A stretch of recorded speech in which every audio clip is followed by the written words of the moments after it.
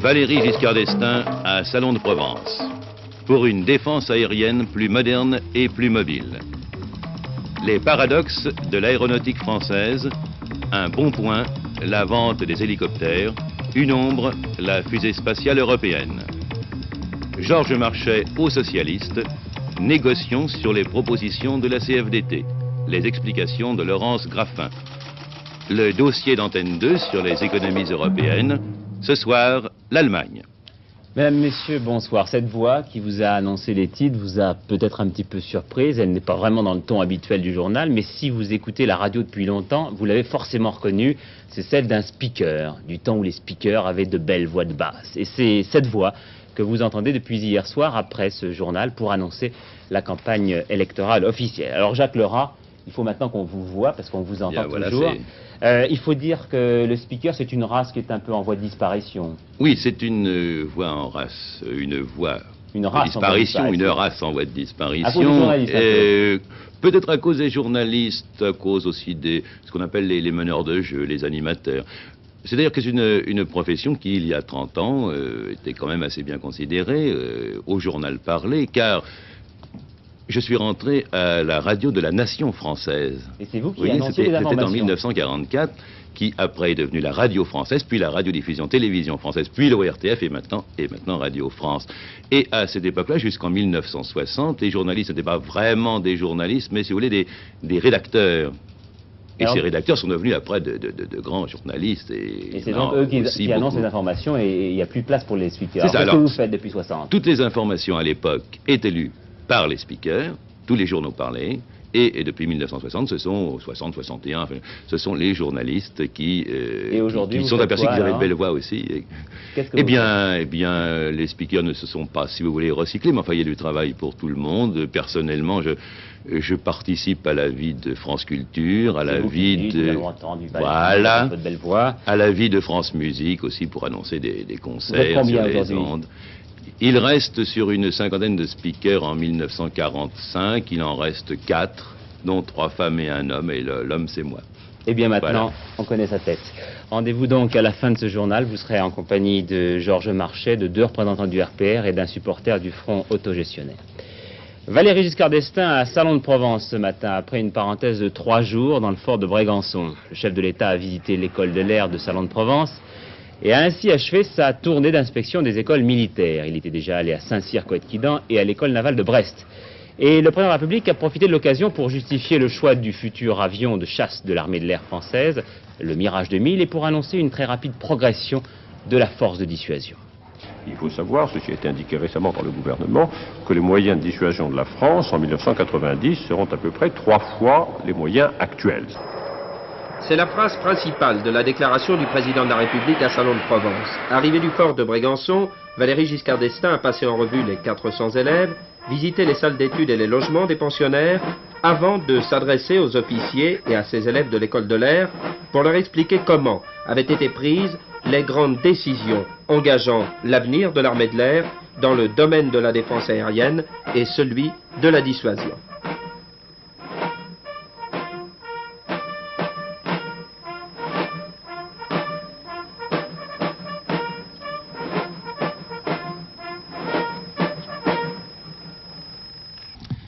Depuis que notre politique de défense est fondée d'abord sur la dissuasion, les missions générales des armées, et notamment celles de l'armée de l'air, sont clairement définies.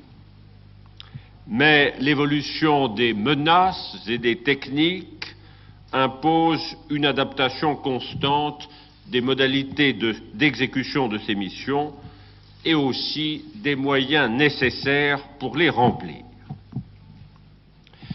S'agissant de la dissuasion, vous savez que l'armée de l'air met en œuvre 2 de ses composantes, sur un total de 3 composantes.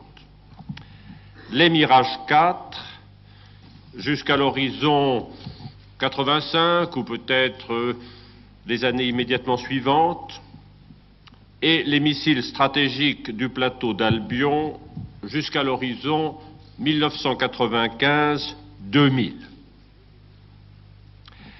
Des études sont menées actuellement pour définir les moyens les plus aptes à compléter, à ces dates respectives, ce que continuera à mettre en œuvre la force océanique stratégique, puisque la composante sous-marine de notre force de dissuasion reste, elle, assurée de son avenir pour l'ensemble de cette période. Ces études, qui sont actuellement entreprises par l'état-major, feront apparaître qu'il pourra s'agir soit d'une nouvelle génération de missiles fixes ou semi-mobiles, soit de missiles aérodynamiques, qui d'ailleurs, dans leur version aéroportée, conserveraient les avantages de la composante pilotée. Ces études qui viennent d'être entreprises seront conduites avec la plus grande minutie, d'une part pour tenir compte de l'ensemble des données internationales et aussi pour veiller au bon emploi des ressources de la nation.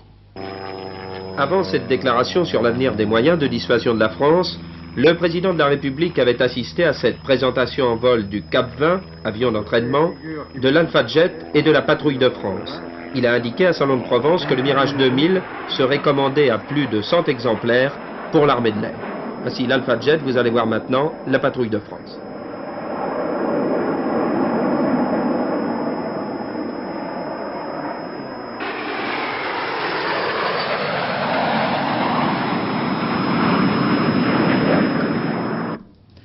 Voilà, pas de démonstration d'hélicoptère pour le chef de l'État à Salon-de-Provence. Ce n'est peut-être pas assez spectaculaire et c'est pourtant l'un des secteurs de l'aviation française qui se vend le mieux.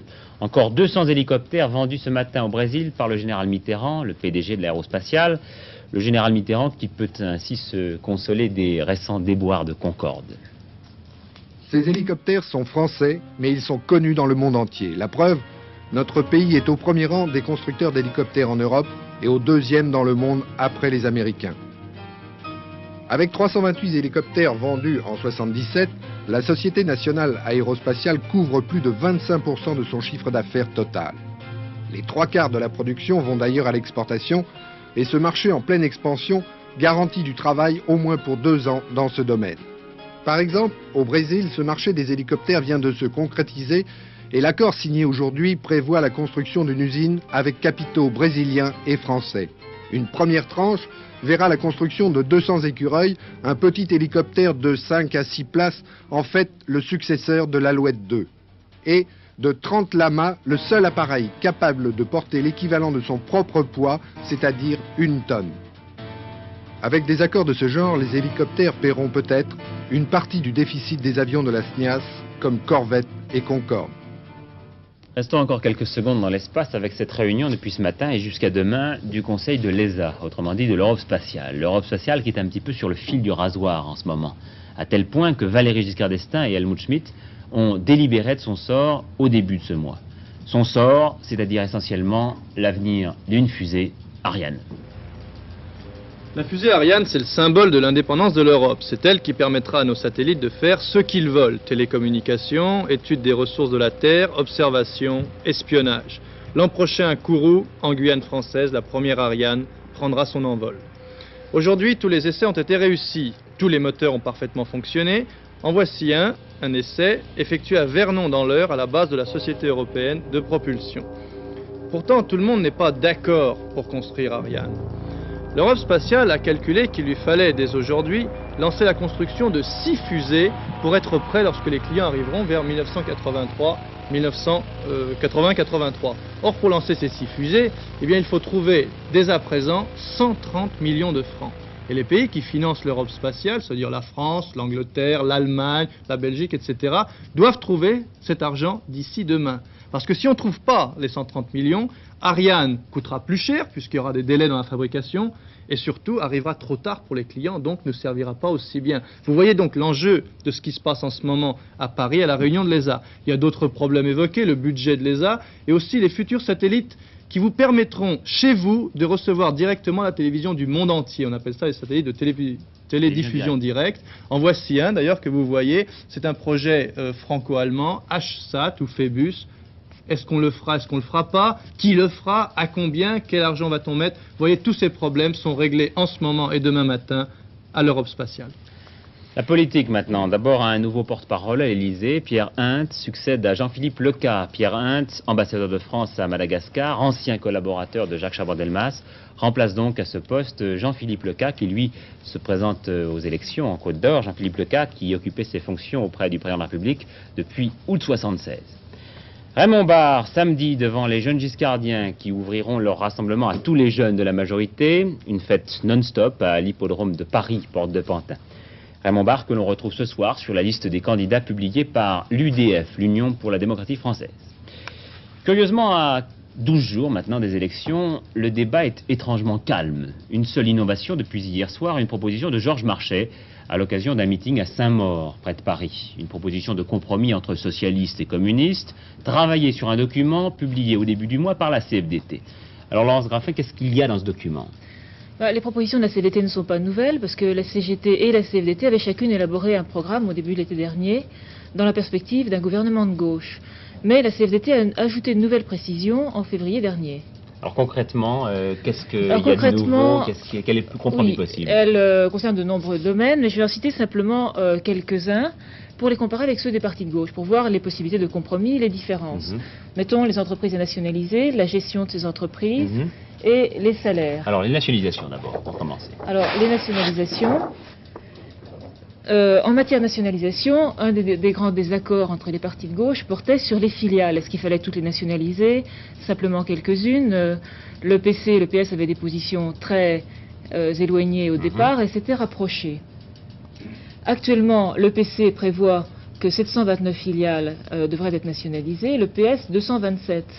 Et la CFDT a une proposition qui est à mi-chemin et qui prévoit que seraient nationalisées les filiales dans lesquelles les sociétés mères auraient 66% du capital, soit 400 entreprises simplement. C'est ça. Donc les nationalisations. Maintenant, la gestion des entreprises, qui diffère fortement pour la gestion des entreprises, PS ou PC. La voici, elle est en rouge. En fait, le PC et le PS sont d'accord, c'est la CFDT qui a une position différente. Pour le PC et le PS, les entreprises nationalisées devraient être gérées à la fois par les usagers, les travailleurs et l'État, par un conseil tripartite. Pour la CFDT, c'est simplement les travailleurs qui devraient gérer ces entreprises. Donc c'est la conception de l'autogestion par la CFDT. C'est une des formes de l'autogestion, une certaine conception de l'autogestion.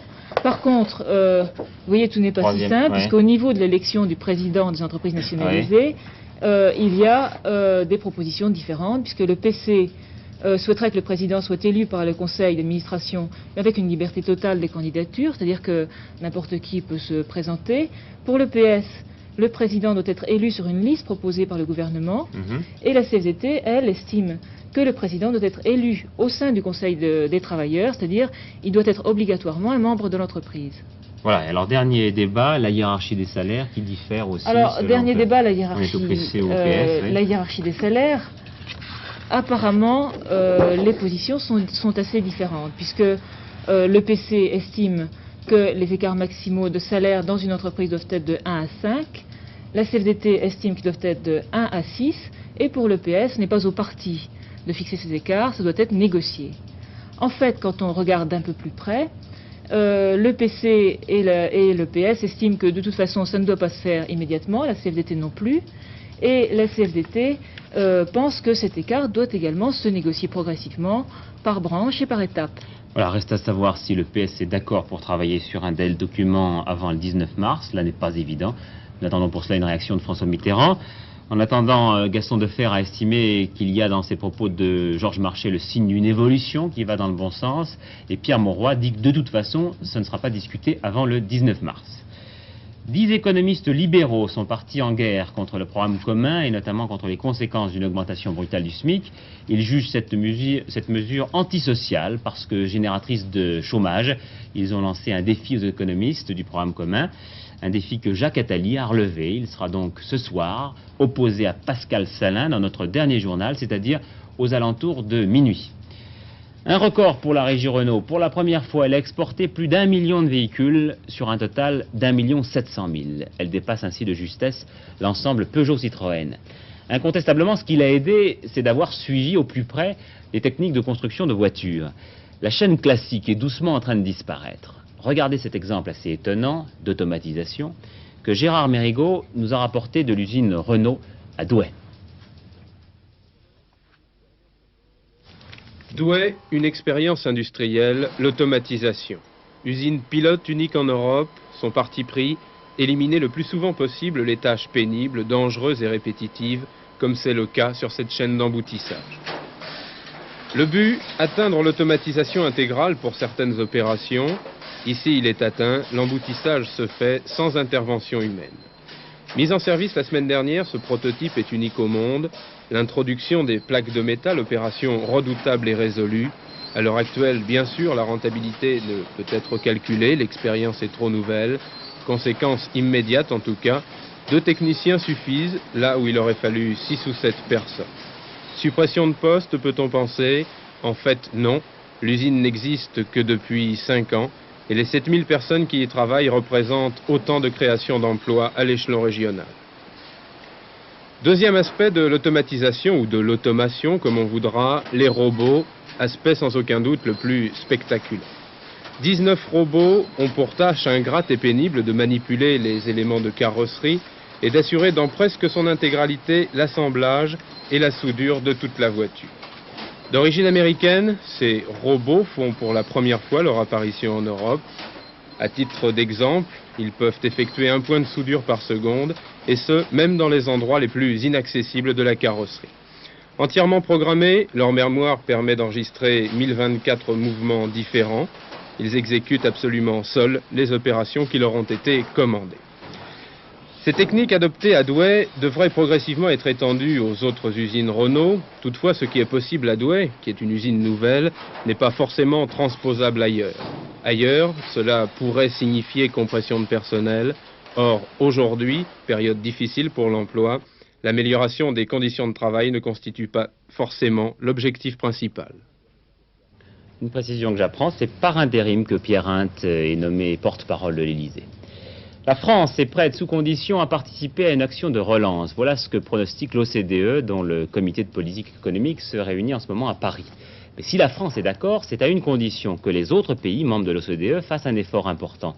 Et quand on dit cela, on se tourne presque toujours de l'autre côté du Rhin pour prendre le pouls de l'économie allemande. Nous l'avons déjà fait pour l'Italie et la Grande-Bretagne. Chez le plus fort de nos partenaires, le tableau de bord économique se lit sur 3 cadrans. Une faible hausse des prix, 3,5% l'année dernière. Des exportations records, l'Allemagne est championne du monde, mais aussi un fort taux de chômage. Michel Meyer à Bonn. Si nous regardons nos problèmes internes comme Allemands, il y a des problèmes graves. C'est numéro 1, c'est le chômage. Depuis presque 4 années, nous avons au moyen 1 million de chômeurs. Et c'est beaucoup trop pour un pays florissant comme l'Allemagne. Si moi, personnellement, j'aurais le choix entre 5% hausse des prix et une diminution remarquable des chômeurs, disons à 1,5 million, moi, je suis décidé pour une certaine hausse des prix, sans doute. Dans un pays où un ouvrier sur 3 travaille déjà pour l'exportation, les chefs d'entreprise hésitent à investir et à créer des emplois, surtout à un moment où, partant de la valeur du Deutschmark, les produits made in Germany sont plus chers que jamais. De son côté, le gouvernement Schmitt refuse catégoriquement de relancer les affaires en injectant de l'argent public dans les circuits économiques. L'Allemagne fédérale joue toujours la carte de la stabilité. Elle refuse fermement de jouer le rôle de locomotive de l'économie mondiale, comme le souhaitent les Américains. Naturellement, nous sommes très honorés qu'on estime que nous pouvons jouer le rôle d'une locomotive. Mais je crois que cette théorie est un peu fausse. La théorie d'une locomotive est la théorie pour aider les voisins. Avec l'augmentation de nos exportations, nous avons déjà aidé beaucoup. Les faits que vous me donnez là sont connus des experts américains. Alors pourquoi est-ce que l'administration américaine persiste à vous demander ce que vous ne pouvez pas satisfaire? Oui, pour être très franc, je craignais beaucoup l'amateurisme actuel à Washington concernant cette question. Parce que on croit, à cause de notre stabilité et de surplus dans le commerce extérieur, que nous pouvons faire beaucoup plus de choses sans calculant l'effet que j'ai donné à vous.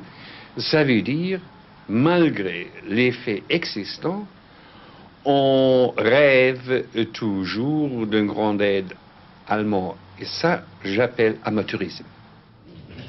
La suite de l'actualité à l'étranger, d'abord la Chine. Voilà maintenant que des dignitaires des églises catholiques et protestantes ont fait leur réapparition pour la première fois depuis 16 ans. Nous avions déjà dit que des délégués bouddhistes et musulmans étaient revenus sur la scène publique chinoise. Zaïre, à la suite d'un coup d'État manqué contre le président Mobutu, 250 officiers auraient été arrêtés ces derniers jours. C'est ce qu'a affirmé un mouvement d'aide aux opposants établi à Bruxelles. Et à l'autre bout de l'Afrique, par comparaison, on est un petit peu admiratif de ce qui s'est passé dimanche au Sénégal. Le président Senghor a été une nouvelle fois réélu à la tête de l'État. Ça, c'est presque normal. Mais ce qui l'est moins, en Afrique en tout cas, c'est qu'il avait contre lui un autre candidat à la présidence. Victoire sans surprise pour le président Senghor, qui vote ici avec sa femme, française. À 71 ans, il est réélu à la tête de l'État avec 82% des voix. Son parti, le Parti socialiste, conserve ainsi une très confortable majorité à la Chambre. Mais il devra compter cette fois avec l'opposition, dont 17 députés vont faire leur entrée au Parlement. 20% des électeurs ont en effet voté pour Maître Wade, chef du Parti démocratique sénégalais et principal adversaire du président Senghor. L'opposition communiste, autorisée depuis un an seulement à sortir de la clandestinité, n'a pas obtenu assez de voix pour avoir un siège à l'Assemblée. La compétition électorale était limitée à 3 partis, les exclus avaient appelé à l'abstention, mais 67% des électeurs ont voté.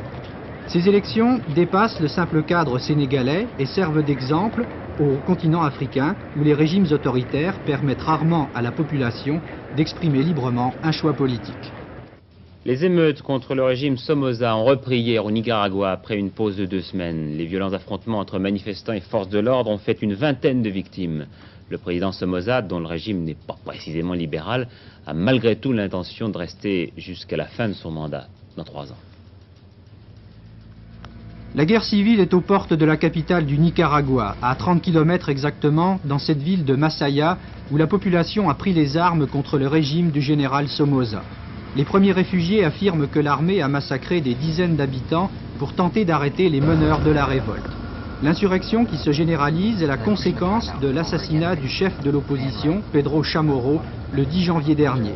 Depuis cette date, les émeutes et les grèves succèdent aux manifestations d'hostilité au régime. Le général Somoza, dont la dynastie tient le pays depuis 43 ans, bat le rappel de ses partisans et oblige les fonctionnaires à venir à ses meetings. Mais par crainte d'un attentat, il doit parler à la foule derrière une vitre à l'épreuve des balles. Somoza possède, dit-on, 30% des terres du pays et sa fortune personnelle est plus élevée que le budget national. Il promet des réformes en faveur des paysans et qu'il quittera le pouvoir à la fin de son mandat. Mais le tout-puissant général a juré aussi d'écraser par la force de son armée toute forme d'insurrection. À ce stade du journal, 2 informations étonnantes. D'abord, un jugement par contumace devant les assises de la Haute-Saône, une condamnation à mort pour un vol simple et un vol à main armée. Ainsi le veut la loi. L'avocat général qui a requis la peine de mort l'a regretté en jugeant cette loi absurde. C'est une affaire qui aura peut-être des suites. Il y a aussi l'histoire assez émouvante d'un petit garçon de 7 ans qui était parti faire des commissions dans un magasin d'Arras dans le Pas-de-Calais. C'était samedi après-midi. Et comme le petit Daniel ne revenait pas, les policiers ont entrepris des recherches qui ont abouti finalement à dimanche, seulement vers 13 h. Le petit garçon avait passé 18 heures enfermé dans les toilettes publiques. Il portait son sac à provisions serré contre lui et il avait osé appeler personne.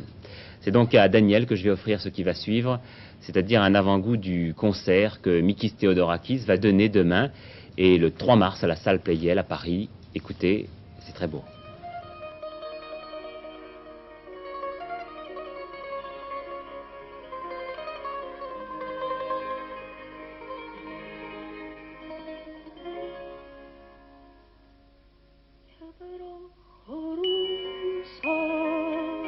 My son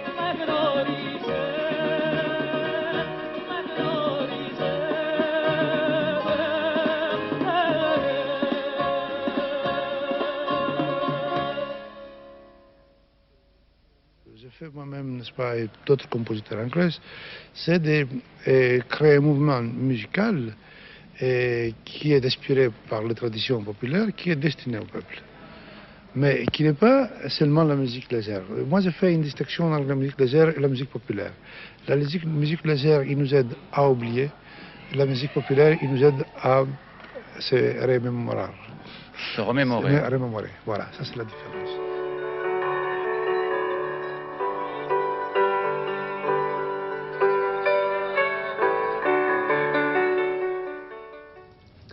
Le saxophoniste et clarinettiste de jazz Alex Crombel est mort hier à Nantes. Il avait 65 ans. Il faisait partie de la première génération des jazzmen français. Howard Hughes, c'est cet Américain qui a conçu pendant la guerre, en 1942, le plus grand hydravion du monde. Il mesurait 320 pieds et pouvait embarquer 700 personnes. C'est seulement après la guerre, le 2 novembre 1947, qu'il put y coller pour l'unique et dernière fois sur un mile seulement, c'est-à-dire un petit peu plus d'1 kilomètre, dans le port de Long Beach. Il faut dire que 320 pieds, ça fait à peu près la hauteur de l'immeuble de 9 étages. Vous voyez ce décollage, cet unique décollage, ça ne va pas durer longtemps, regardez bien. Il s'élève très peu et déjà repique du nez. Il a parcouru un tout petit peu plus d'1 kilomètre. Hughes a vécu toute sa vie pour l'aviation et même dans un hangar, son hydravion, je crois, marquera l'histoire de l'aviation. Nous saluons maintenant un nouveau confrère, Tout faire dans sa maison, c'est son nom, c'est un mensuel qui vous donnera de multiples astuces pour votre maison. La météo maintenant pour demain mercredi, les températures resteront élevées pour la saison, le temps sera très variable avec alternance d'éclaircies, de nuages et de pluies parfois orageuses. Le dernier journal avec Gérard Rolls aux alentours de minuit. Je vous remercie de nous avoir suivis. Bonsoir, à demain. Tout à l'heure, vous allez retrouver Jacques Lerat qui avait un petit peu le trac au début de cette émission. Jacques Lerat pour les émissions de la campagne électorale officielle. À demain.